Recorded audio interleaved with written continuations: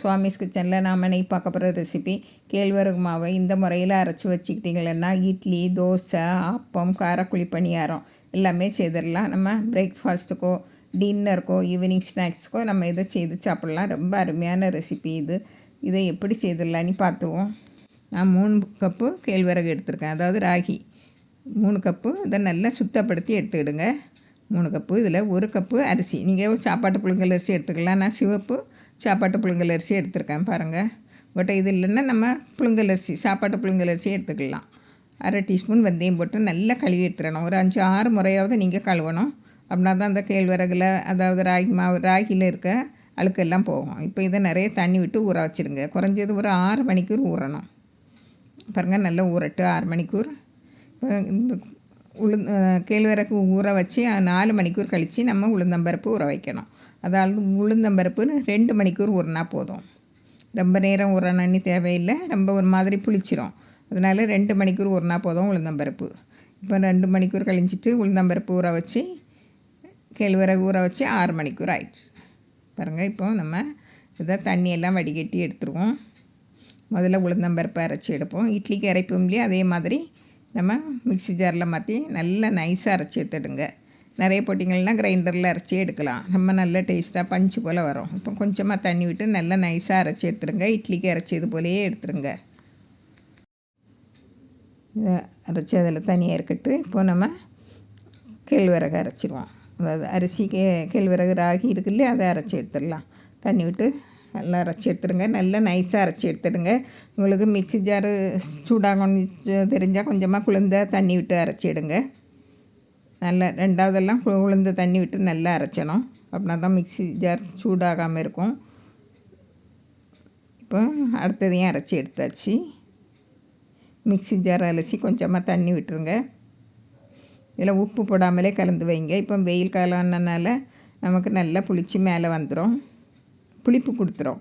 நமக்கு பொங்கி வரும். ஆனால் புளிப்பு கொடுக்காமல் இருக்கணும்னா உப்பு போடாமல் கலந்து வைங்க, எடுத்து வைங்க. அடுத்த நாள் காலையில் பார்த்துடலாம். பாருங்கள், நல்லா பொங்கி வந்துட்டு நம்ம உப்பு போடாமல் கலக்கி வச்சுருக்கனால புளிக்காது, பொங்கி வந்து இருக்குது பாருங்கள். நல்லா கலந்து விட்டுருங்க.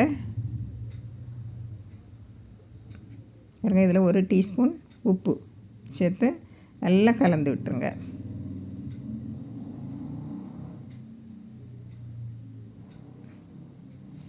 நல்லா கலந்து விட்டுருங்க. முதல்ல தோசை சுட்டுருவோம் பாருங்கள். தோசைக்கு வேணால் கொஞ்சமாக தண்ணி விட்டு எடுங்க. ஒரு தனியாட்டு எடுத்து வச்சுக்கிட்டு நீங்கள் கொஞ்சமாக தண்ணி விட்டு நல்லா தோசை அதே அளவில் அப்படி சுட்டாலுமே நல்லா தான் இருக்கும். ரொம்பவும் தண்ணியாக சுடக்கூடாது, தண்ணியாக இருக்கக்கூடாது மாவு தோசைக்கு. அப்புறம் இப்போ கொஞ்சமாக எண்ணெய் விட்டு நல்லா மூடி வச்சுருங்க. கிறிஸ்பியாக வேணும்னா எண்ணெய் விடணும். சாஃப்ட்டு தோசை வேணும்னா நீங்கள் எண்ணெய் விட வேண்டாம். பாருங்கள், இது நல்லா கிறிஸ்பியாக இருக்கும். இது எடுத்துடலாம். நான் இன்னும் 1 விட போகிறேன் பாருங்கள்.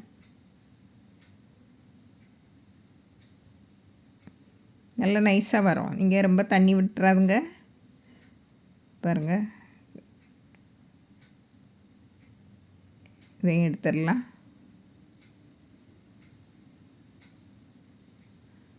உங்களுக்கு திருப்பி போடனாலும் திருப்பி போட்டு எடுத்துக்கலாம்.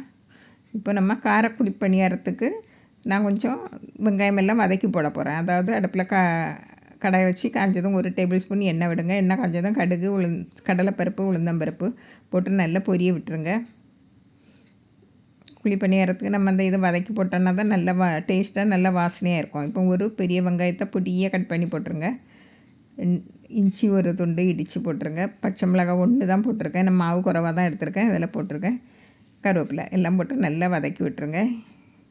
இந்த வெங்காயத்துக்கு தகுந்தவாறு உப்பு போடணும். நம்ம மாவுக்கு ஏற்கனவே உப்பு போட்டிருக்கோம், அதனால வெங்காயத்துக்கு தகுந்தவாறு உப்பு போட்டு நல்லா வதக்கி விட்டுருங்க. இப்போ நம்ம அதுக்கிடையில் கொஞ்சம் இந்த குழி பணியாரத்துக்கு தேவையான அளவு மாவு எடுத்து வச்சுருவோம். நம்ம கலந்து வச்சுருந்தோம் இல்லையா மாவு, அதை எடுத்து அதில் நான் 2 கரண்டி எடுத்திருக்கேன். இதே இதில் நீங்கள் இட்லி வேக வச்சிங்கனாலும் நல்லா வரும். இட்லியும் நல்லா சாஃப்டாக வரும். இப்போ நம்ம வதக்கி வச்ச வெங்காயம், கடலைப்பருப்பு, உளுந்தம்பருப்பு எல்லாம் போட்டு இந்த மாவில் போட்டுருவோம். நல்லா கலந்து விட்டுருங்க. நல்லா கலந்து விட்டுட்டு இதில் ஒரு 2 டேபிள் ஸ்பூன் தேங்காய் துருவல் போடுங்க. நல்ல வாசனையாட்டும் நல்ல மணமாக டேஸ்ட்டாட்டும் இருக்கும் சாப்பிடச்சு. இப்படி நல்லா கொஞ்சம் கெட்டியாக இருக்கணும். இப்போ புளிப்பணியார கல்ல எண்ணெய் விட்டு காமிச்சதும் மாவை விட்டுருங்க.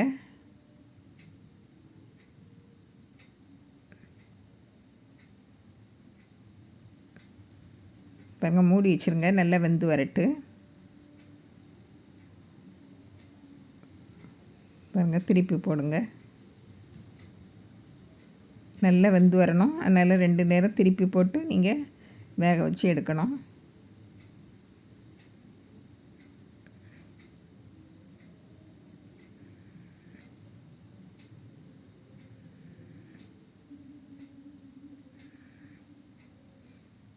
நல்லா வெந்து வரட்டு. தேவையான கொஞ்சம் எண்ணெய் விட்டு விடுங்க. நல்லா வெந்ததும் எடுத்துருங்க.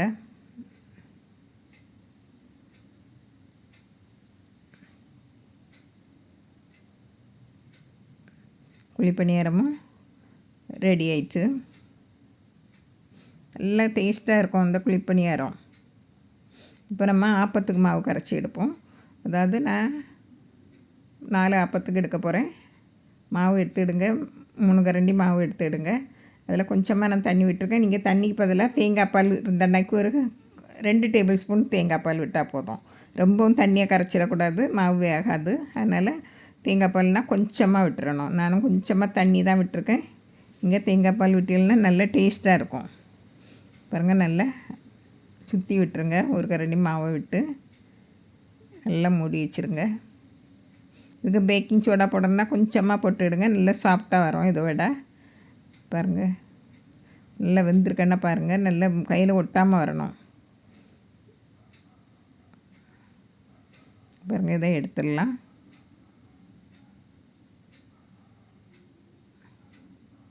பாருங்கள், இவ்வளவு சாஃப்டாக இருக்குது. இதே மாதிரி நம்ம அவ்வளோ அப்பம் மாவிலையும் சுட்டு எடுத்துருவோம் அப்பத்தை. இப்போ அப்பமும் தோசை ரெடி ஆகிட்டு குழிப்பணியாரம். புளிப்பணியாரம் இவ்வளோ சாஃப்டாக இருக்கும். நல்ல வாசனையாட்டு சாப்பிட்றதுக்கு நல்ல டேஸ்ட்டாக இருக்கும். இதை நான் தேங்காய் சட்டி கொண்டது தான் வச்சு பரிமாறியிருக்கேன் எல்லாமே. பாருங்கள், நீங்களும் இதே மாதிரி மாவை அரைச்சி வச்சுக்கிட்டு காரக்குழி பணியாரம், தோசை, இட்லி, ஆப்பம். இட்லி எல்லாம் நல்லா பஞ்சு போல் வரும். நான் இட்லி வேக வைக்கல. இப்போ இன்றைக்கி அடுத்த நாள் வேக வச்சு எடுக்க போகிறேன். இன்றைக்கி இவ்வளோ தான் செய்திருக்கேன். இதே மாதிரி நீங்களும் செய்து பாருங்கள். ஒரு முறை அரைச்சி வச்சு பாருங்கள். 2 நாள் நீங்கள் செய்யலாம். அதுக்கு மேலே வச்சுக்கிட வேண்டாம், புளிச்சிடும். பிடிச்சிருந்தால் லைக் பண்ணுங்கள், ஷேர் பண்ணுங்கள், கமெண்ட்ஸ் பண்ணுங்கள், மறக்காமல் சப்ஸ்கிரைப் பண்ணுங்கள். தேங்க்யூ.